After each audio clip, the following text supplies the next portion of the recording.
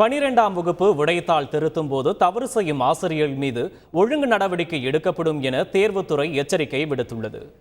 தமிழ்நாடு முழுவதும் 12ஆம் வகுப்பு பொதுத் தேர்வு எழுதிய மாணவர்களின் விடைத்தாள் திருத்தும் பணிகள் இன்று தொடங்கியுள்ளன.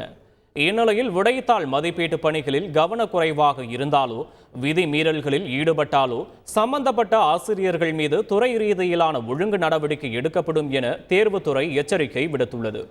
பெற்றோர் ஆசிரியர் கழகத்தினால் நியமனம் செய்யப்படும் ஆசிரியர்களை மதிப்பீட்டு பணியில் ஈடுபடுத்தக்கூடாது என்றும், விடைத்தாள் திருத்தும் அறையில் எக்காரணத்தை கொண்டும் செல்போனை பயன்படுத்தக்கூடாது என்றும் தேர்வுத்துறை தெரிவித்துள்ளது. விடைத்தாள் திருத்தும் ஆசிரியர்கள் அடிக்கடி வெளியில் சென்று வருவது, காலதாமதமாக வருவது ஆகியவை தவிர்க்கப்பட வேண்டும் என்றும் அறிவுறுத்தப்பட்டுள்ளது. செய்திகளை உடனுக்குடன் தெரிந்து கொள்ள உடனே சப்ஸ்கிரைப் பண்ணுங்க.